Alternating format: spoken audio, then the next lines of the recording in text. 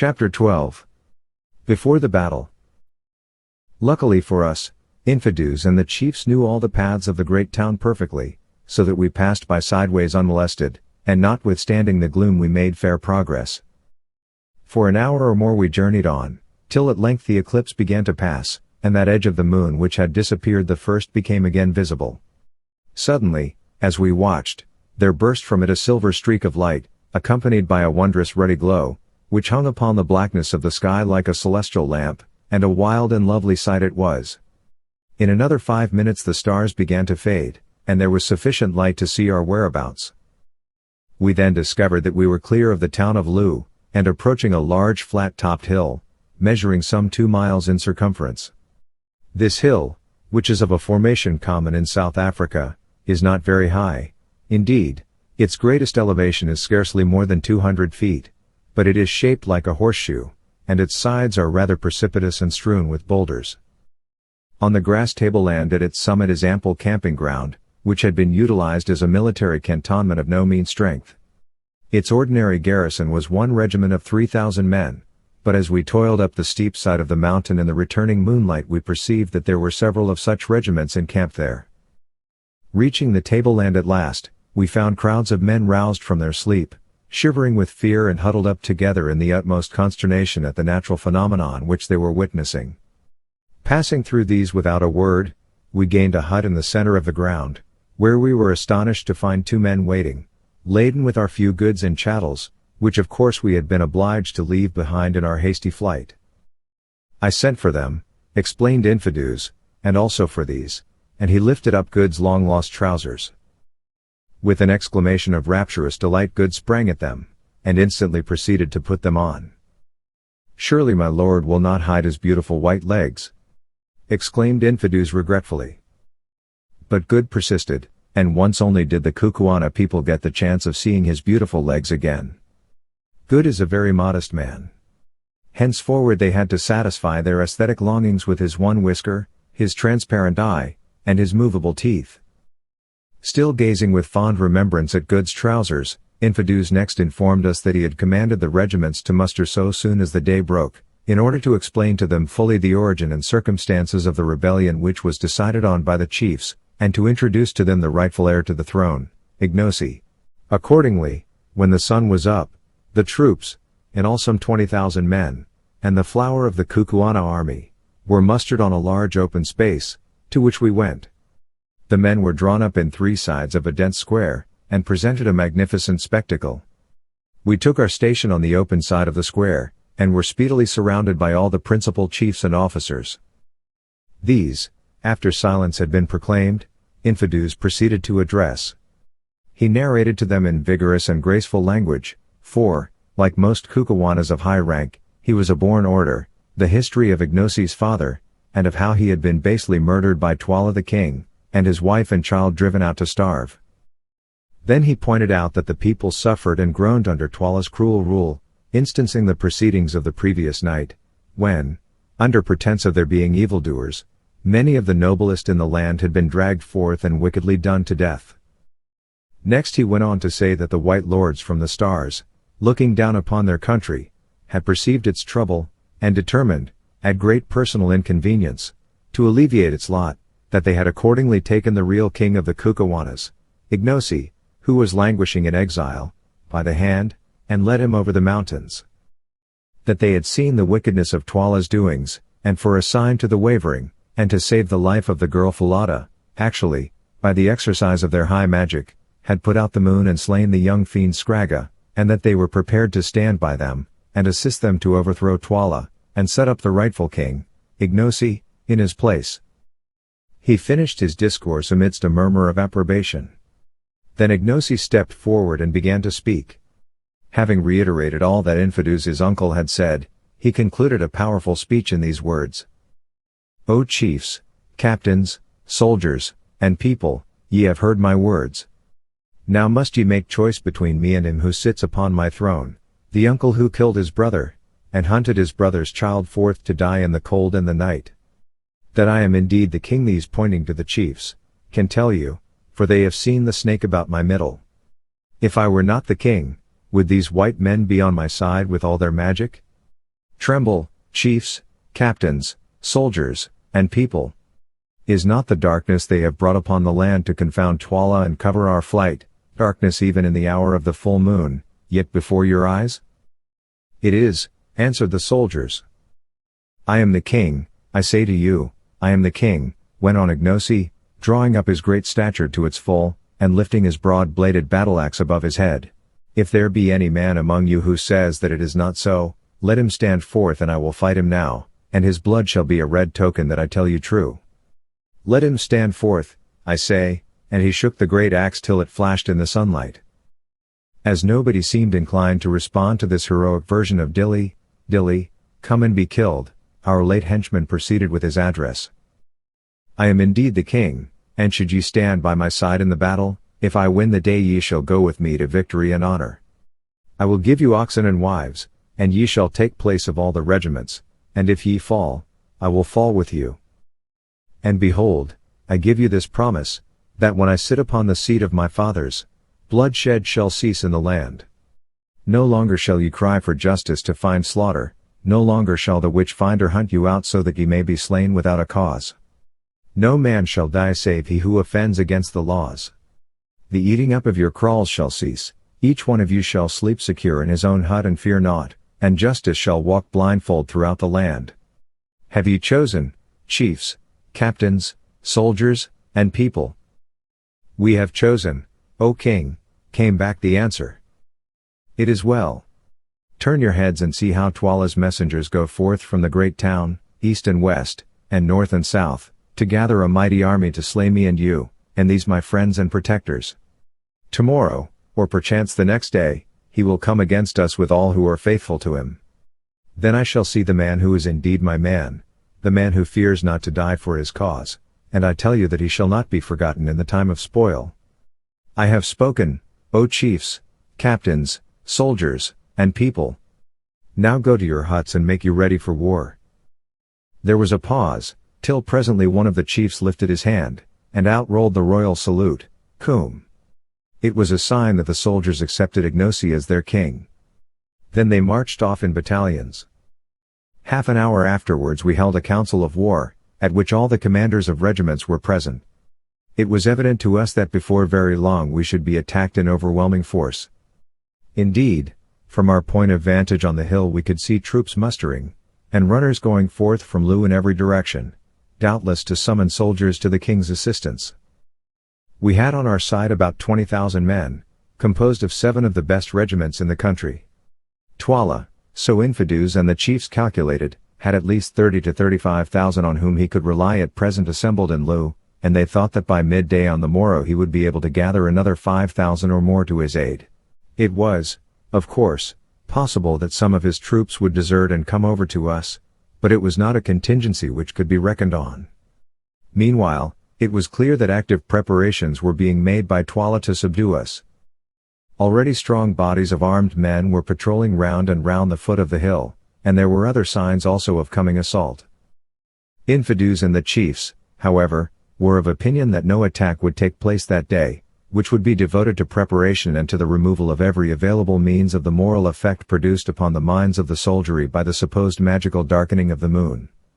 The onslaught would be on the morrow, they said, and they proved to be right.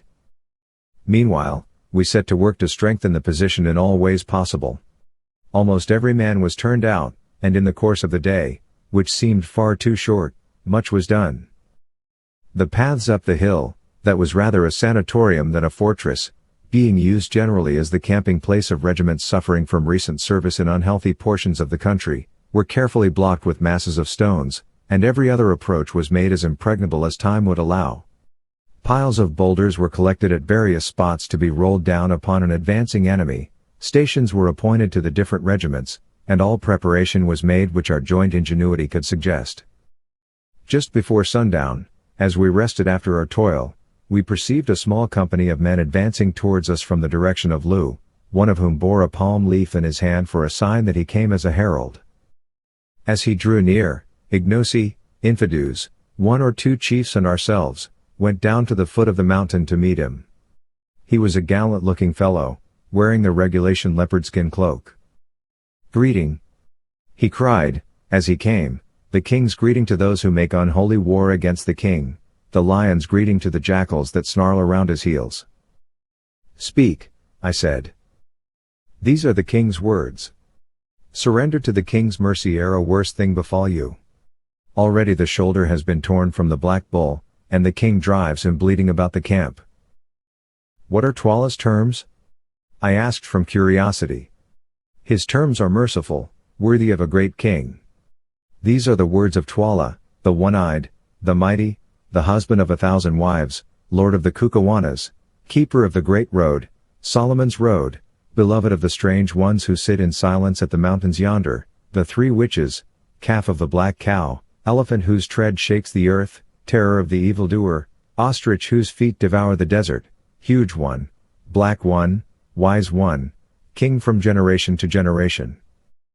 These are the words of Twala, I will have mercy and be satisfied with a little blood. 1 in every 10 shall die, the rest shall go free, but the white man Incubu, who slew Scragga my son, and the black man his servant, who pretends to my throne, and Infidus my brother, who brews rebellion against me, these shall die by torture as an offering to the silent ones. Such are the merciful words of Twala. After consulting with the others a little, I answered him in a loud voice, so that the soldiers might hear, thus. Go back, thou dog, to Twala, who sent thee, and say that we, Ignosi, veritable king of the Kukuanas, Incubu, Bogwan, and Macumazan, the wise ones from the stars, who make dark the moon, Infidus, of the royal house, and the chiefs, captains, and people here gathered, make answer and say, that we will not surrender, that before the sun has gone down twice, Twala's corpse shall stiffen at Twala's gate, and Ignosi, whose father Twala slew, shall reign in his stead. Now go, ere we whip thee away, and beware how thou dost lift a hand against such as we are. The herald laughed loudly. Ye frighten not men with such swelling words, he cried out. Show yourselves as bold tomorrow, O ye who darken the moon. Be bold, fight, and be merry, before the crows pick your bones till they are whiter than your faces. Farewell, perhaps we may meet in the fight, fly not to the stars, but wait for me, I pray, white men. With this shaft of sarcasm he retired, and almost immediately the sun sank. That night was a busy one, for weary as we were, so far as was possible by the moonlight all preparations for the morrow's fight were continued, and messengers were constantly coming and going from the place where we sat in council. At last, about an hour after midnight, everything that could be done was done, and the camp, save for the occasional challenge of a sentry, sank into silence. Sir Henry and I, accompanied by Ignosi and one of the chiefs, descended the hill and made a round of the pickets. As we went, suddenly, from all sorts of unexpected places, spears gleamed out in the moonlight, only to vanish again when we uttered the password. It was clear to us that none were sleeping at their posts. Then we returned, picking our way warily through thousands of sleeping warriors, many of whom were taking their last earthly rest. The moonlight flickering along their spears played upon their features and made them ghastly, the chilly night wind tossed their tall and hearse-like plumes. There they lay in wild confusion, with arms outstretched and twisted limbs, their stern, stalwart forms looking weird and unhuman in the moonlight. How many of these do you suppose will be alive at this time tomorrow? Asked Sir Henry. I shook my head and looked again at the sleeping men, and to my tired and yet excited imagination it seemed as though death had already touched them. My mind's eye singled out those who were sealed to slaughter, and there rushed in upon my heart a great sense of the mystery of human life, and an overwhelming sorrow at its futility and sadness. Tonight these thousands slept their healthy sleep, tomorrow they, and many others with them, ourselves perhaps among them, would be stiffening in the cold, their wives would be widows, their children fatherless, and their place know them no more forever. Only the old moon would shine on serenely, the night wind would stir the grasses, and the wide earth would take its rest, even as it did eons before we were, and will do eons after we have been forgotten. Yet man dies not whilst the world, at once his mother and his monument, remains. His name is lost, indeed, but the breath he breathes still stirs the pine tops on the mountains, the sound of the words he spoke yet echoes on through space, the thoughts his brain gave birth to we have inherited today, his passions are our cause of life, the joys and sorrows that he knew are our familiar friends, the end from which he fled aghast will surely overtake us also.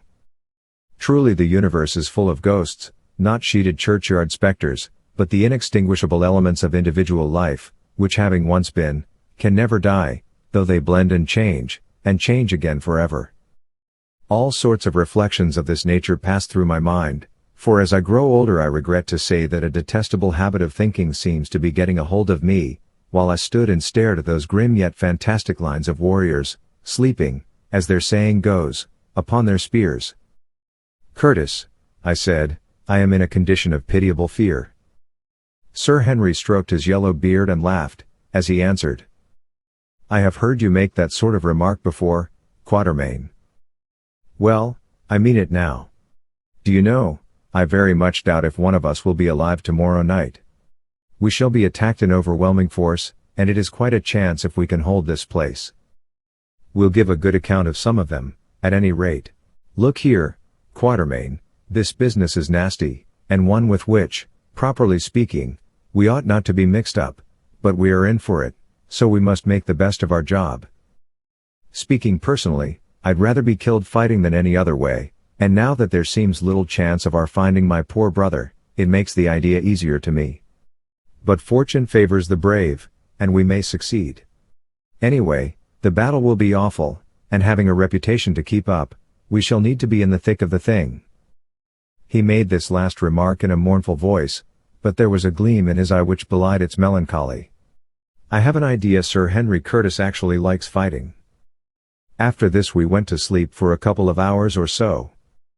Just about dawn we were awakened by Infidus, who came to say that great activity was to be observed in Loo, and that parties of the king's skirmishers were driving in our outposts. We rose and dressed ourselves for the fray, each putting on his chain armor shirt, for which garments at the present juncture we felt exceedingly thankful. Sir Henry went the whole length about the matter, and dressed himself like a native warrior. "When you are in Kukuana land, do as the Kukuanas do," he remarked, as he drew the shining steel over his broad breast, which it fitted like a glove. Nor did he stop there. At his request Infidus had provided him with a complete set of native war uniform. Round his throat he fastened the leopard skin cloak of a commanding officer, on his brows he bound the plume of black ostrich feathers worn only by generals of high rank, and about his middle a magnificent mucha of white oxtails.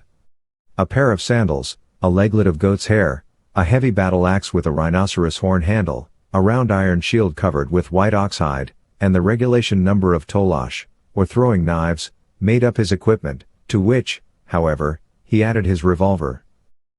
The dress was, no doubt, a savage one, but I am bound to say that I seldom saw a finer sight than Sir Henry Curtis presented in this guise. It showed off his magnificent physique to the greatest advantage, and when Ignosi arrived presently, arrayed in a similar costume, I thought to myself that I had never before seen two such splendid men. As for Good and myself, the armor did not suit us nearly so well.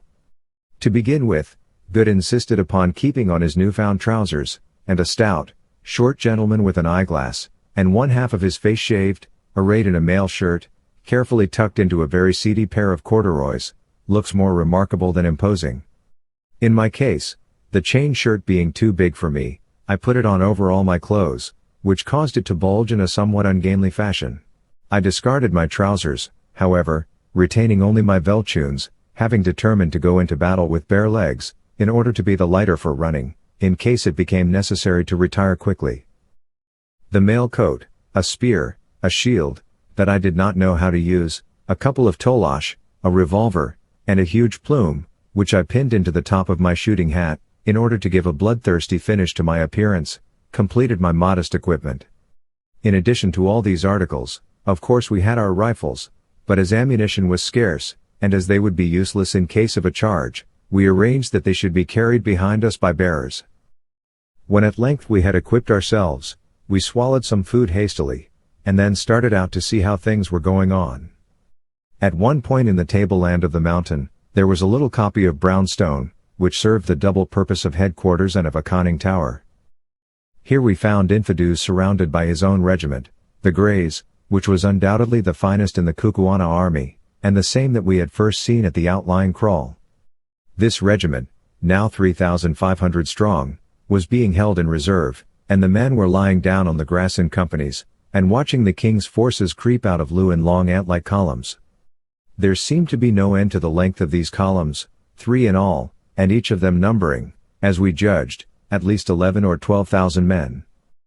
As soon as they were clear of the town the regiments formed up.